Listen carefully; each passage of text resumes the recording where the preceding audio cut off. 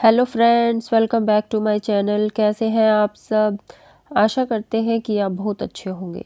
आज फिर हम लेकर आए हैं आपके लिए एक और नई कहानी, जो कि एक सच्चे और नेक दिल इंसान की कहानी है। तो चलिए शुरू करते हैं हमारी आज की कहानी। एक बार एक सच्चा और नेक दिल राजा था। उसका राज्य बहुत बड़ा और दूर दूर तक फैला हुआ था। उसके राज्य में उसकी प्रजा बहुत सुखी और संपन्न थी, परंतु राजा फिर भी चिंतित रहता था, क्योंकि उसकी कोई संतान नहीं थी।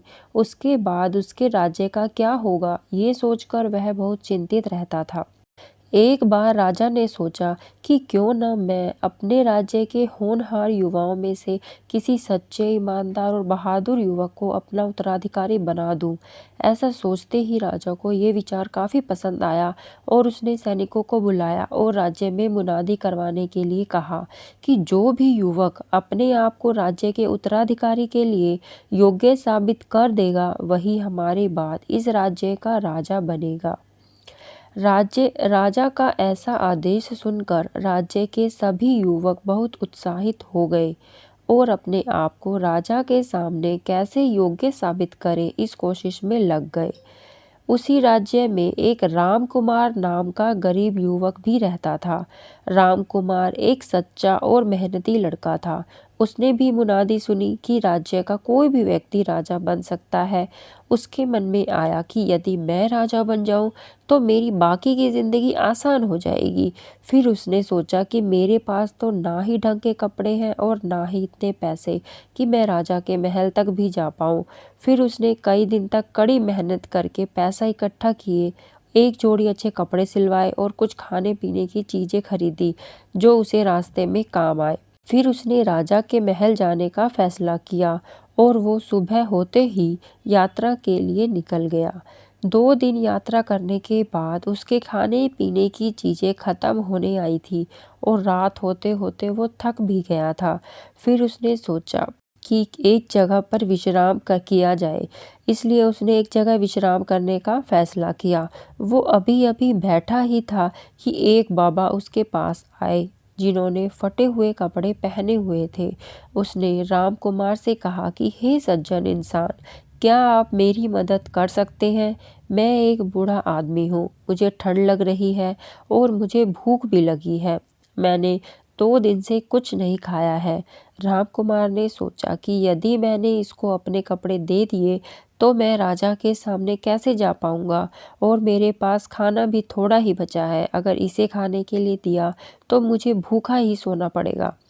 फिर कुछ सोचने के बाद उसने अपने कपड़े और खाना उस बूढ़े आदमी को दे दिए और बूढ़ा आदमी राम कुमार को आशीर्वाद देते हुए वहां से चला गया।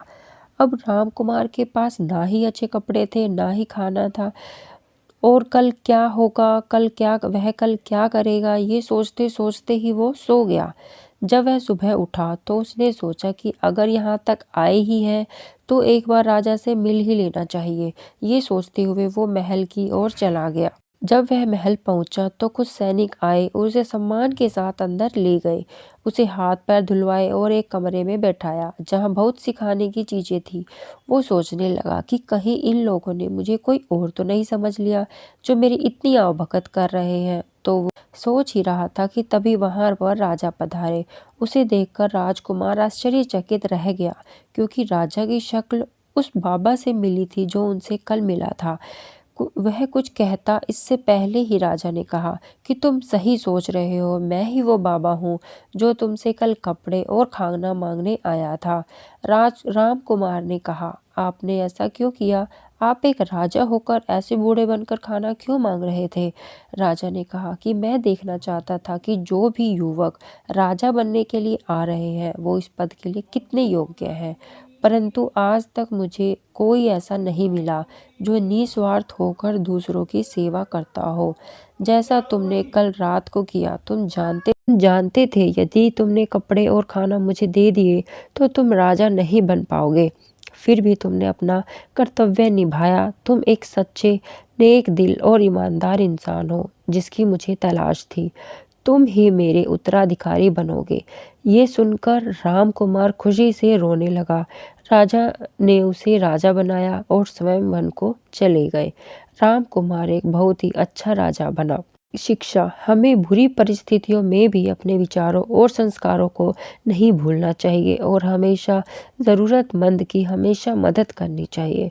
अगर आपको ये कहानी अच्छी लगी हो तो please like, share and subscribe our channel. Thanks for watching.